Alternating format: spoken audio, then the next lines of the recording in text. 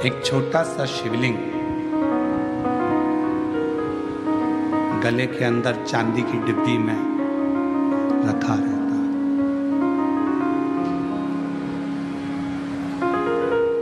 किसी वीर शैव लिंगायत संप्रदाय के किसी भी एक शिव भक्त से आप पूछें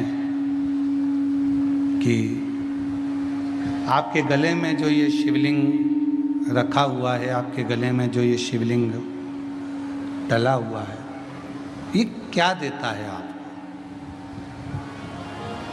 क्या प्रदान करता है? तो वीर शैव लिंगायत संप्रदाय के प्रत्येक माताएं, बच्चे, पुरुष आपको कहेंगे, हमारे गले में हमारे गुरु ने जो ये शिवलिंग दिया है, ये शिवलिंग हमें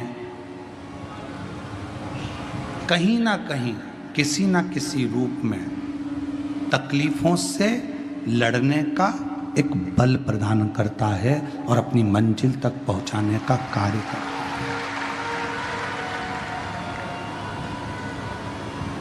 अब जिसने जाना शिवलिंग की महत्वता को वो जान गया।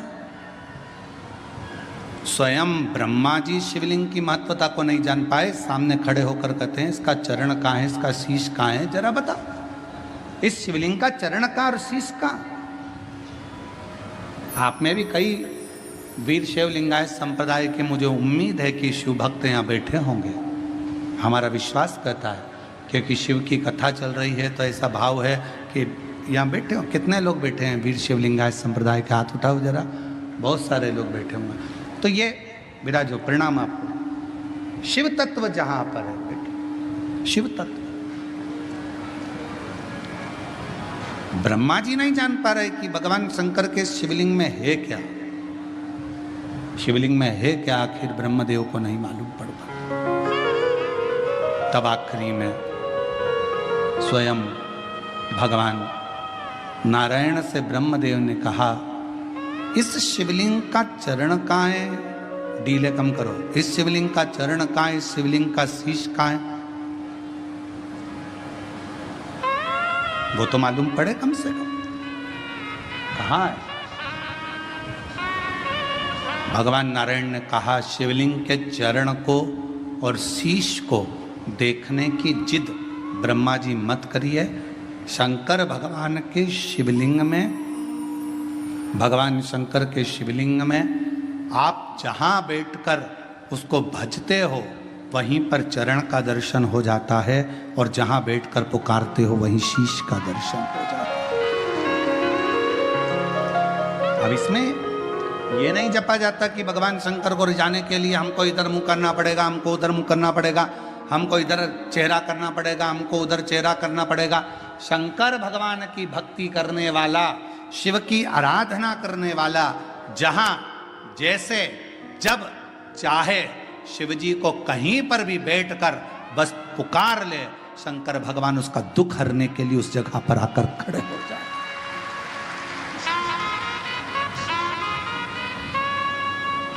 सब कुछ उसी का।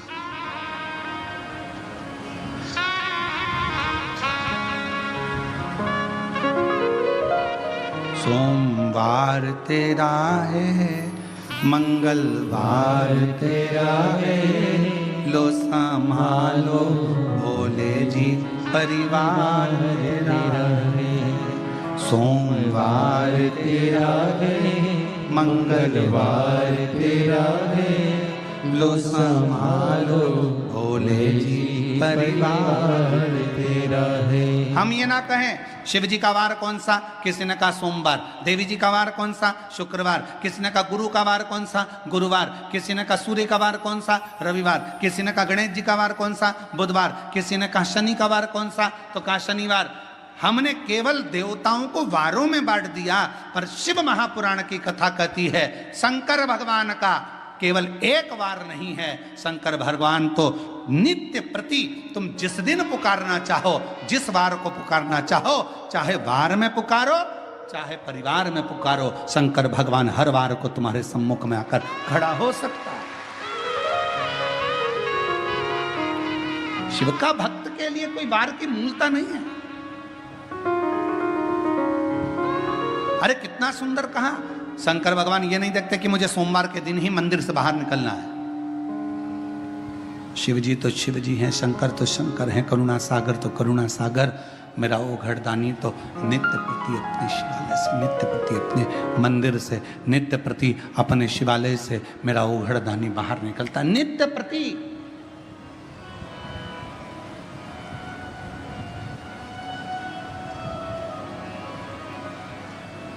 आप तो हर पल उसको स्मरण करिए।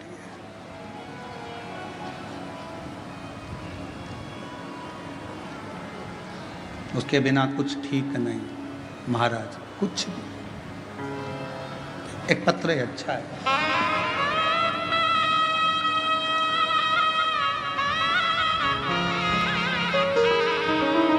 पुष्पा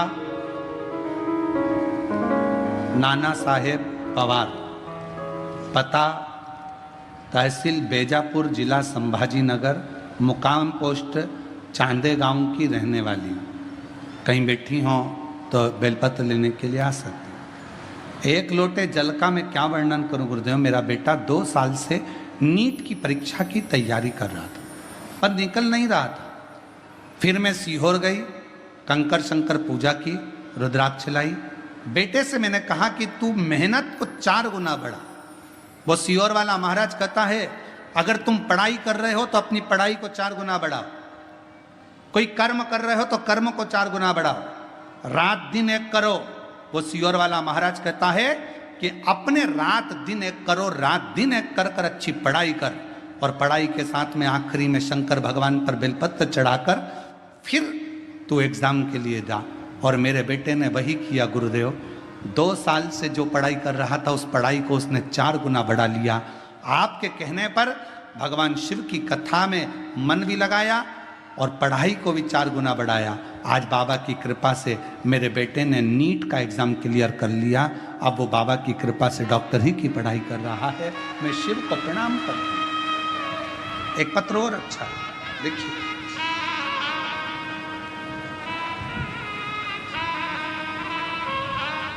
मेरा नाम सो कविता अनिल इंगले, मैं लौबी बंदूक गांव से तहसील बेजापुर जिला संभाजी नगर की रहने वाली हूँ। कहीं बैठी हो तो आ सकती हैं एक बेलपत्र लेने के लिए। बाबा सुनता है ये मैंने देख लिया गुरुदेव। मेरी बेटी नीट की परीक्षा पहले दी, फिर नहीं हुआ, फिर परीक्षा दी, अब करें क्या। आखिरी में उसकी हिम्मत हारी। तब मैंने अपनी बेटी से कहा, वो सीहोर वाला बाबा कहता है कि मेहनत को 4 गुना कर दो और अपनी मेहनत को 4 गुना करो, पढ़ाई करो और ऐसी करो कि रिजल्ट तुम्हारे पक्ष में आए। बाबा के भरोसे रखकर मेरी बेटी ने 3री बार नेट का एग्ज़ाम दिया और बाबा की कृपा से आज मेरी बेटी नीट एग्ज़ाम क्लियर कर ली। बाबा की कृपा से वो MBBS की पढ़ाई में सिलेक्ट हुई। मैं बाबा को यहाँ प्रणाम करने के लिए आया। अब ये 2 पत्र अपन ने पढ़े, इन 2 पत्रों को अपन ने देखा। इसमें सीहोर वाले महाराज ने कुछ करा क्या? जम के बोलो, कुछ भी नहीं। इसमें किसने क्या करा? उन बच्चों ने अपनी मेहनत को 4 गुना करा, अपने परिश्रम को 4 गुना करा। और जब व्यक्ति कोई काम करता है और अपनी मेहनत को 4 गुना बढ़ाकर जब कोई कर्म करता है और शिव जी पर भरोसा कर कर आगे बढ़ता है तो निश्चित है वो अपनी मंजिल तक पहुंचता है।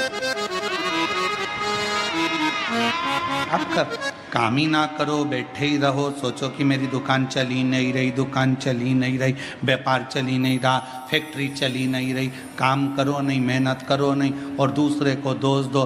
पत्रिका वाले को बुलाओ, पत्रिका दिखाओ, वास्तु वाले को दिखाओ, वास्तु दिखाओ, नग वालों को बुलाओ, नग पहन लो, सबसे पूछ लो क्या हो गया। कोई कहेगा वास्तु का दोष है, कोई कहेगा पितृ का दोष है, कोई कहेगा काल सर्प दोष है।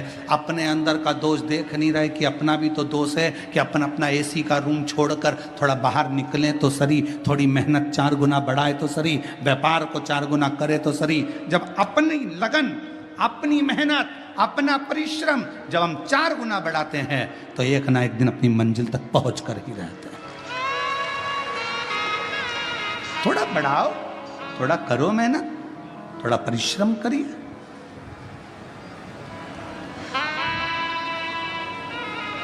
ब्रह्मा जी के संशय को भगवान विष्णु ने मिटाने के लिए कह दिया, हाँ है, मैं सिर देखने जा रहा हूं। ब्रह्मा जी बोले मैं चरण देखने जा रहा हूं। भगवान नारायण बोले चरण मालूम था मिलना नहीं है, वापिस आ गए। शीश देखने ब्रह्मा जी गए, गौ माता को लिया, केतकी के पुष्प को लिया, दोनों को लेकर आ गए, दोनों को सामने खड़ा कर दिया, भगवान नारायण की साक्षी में, भगवान विष्णु की साक्षी में।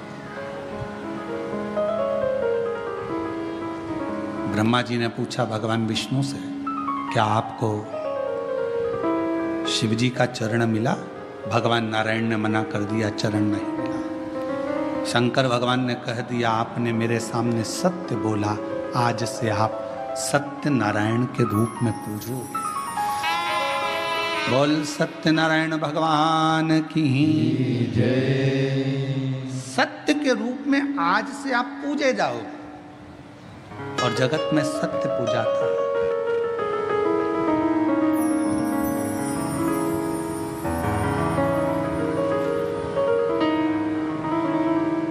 थोड़ा सत्य का जीवन जियो।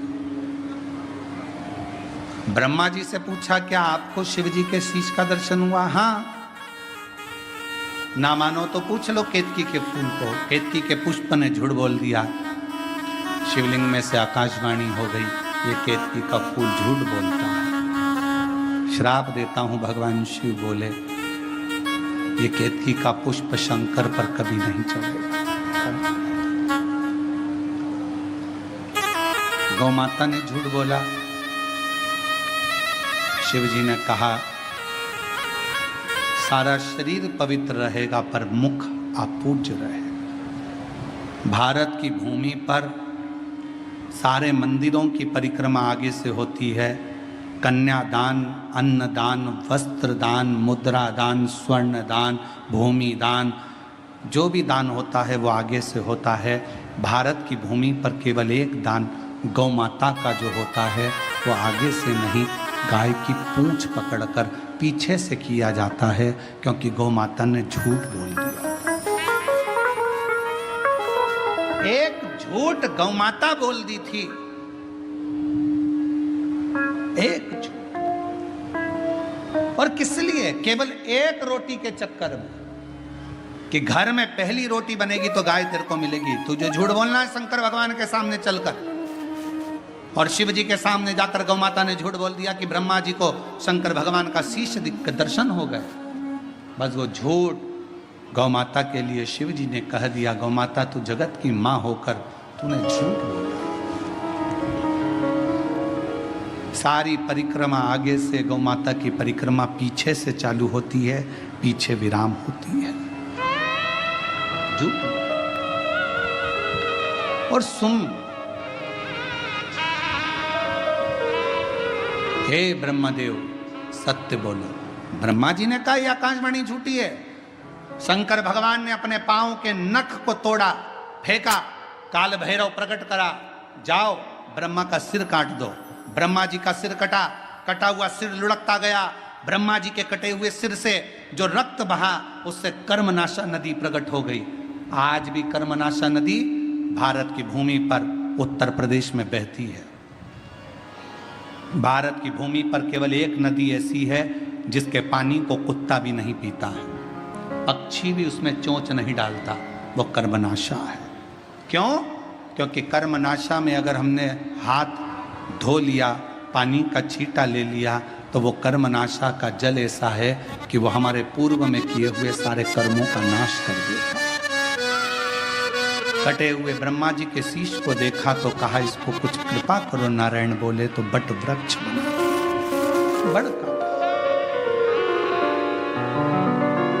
कौन पूछेगा वट वृक्ष? शिव जी ने कहा कि मैं स्वयं वट वृक्ष की छांव में बैठूंगा। इस वृक्ष की छांव में मैं बैठूंगा तो मेरा नाम बटकेश्वर महादेव। शिव जी का एक नाम बटकेश्वर महादेव हो गया।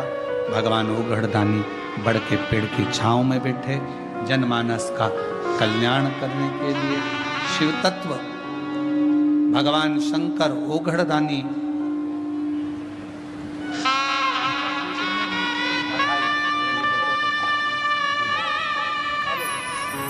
बेटे ने नीट का एग्ज़ाम क्लियर करा है, एक बार जोरदार ताली बजाओ बच्चों के लिए जो इतना मेहनत परिश्रम कर कर आगे बढ़ते हैं और पूर्ण परिश्रम के साथ सुख पाते हैं, उसके लिए आनंद।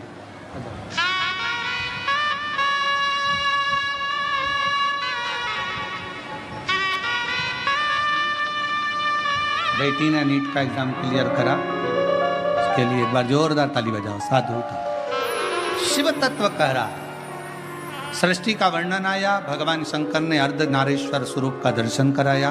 अर्धनारीश्वर भगवान हमारे बीच पधार रहे हैं, जोरदार ताली बजाकर स्वागत वंदन। अर्धनारीश्वर भगवान का सुंदर स्वरूप का दर्शन। बोल अर्धनारीश्वर भगवान की। कल कथा का तृतीय दिवस रहेगा। सभी देशवासियों को और सभी सनातनियों को आज भगवान के रथ यात्रा महोत्सव की बहुत बहुत बधाई के साथ में आज कथा द्वितीय दिवस की विराम ले रही है। भाव से कथा का लाभ लेकर अपने जीवन को सार्थक बनाएं। और 5 तारीख से 9 तारीख तक सीहोर में गुरु पूर्णिमा महोत्सव होगा। 10 तारीख को गुरु शिव दीक्षा का दिन रहेगा और सुंदर गुरु पूर्णिमा महोत्सव अपन लोग सीहोर में मनाएंगे। 19 जून से 23 जून तक नहीं बैजापुर कथा 26 जून से चालू है। 12 जुलाई से 18 जुलाई तक श्रावण के महीने में कोरबा छत्तीसगढ़ में शिव महापुराण की कथा रहेगी। फिर 30 जुलाई से 5 अगस्त तक जयंती स्टेडियम भिलाई छत्तीसगढ़ में बोलबम सेवा समिति कल्याण समिति द्वारा शिव महापुराण की कथा रहेगी। सभी को साधुवाद। हर हर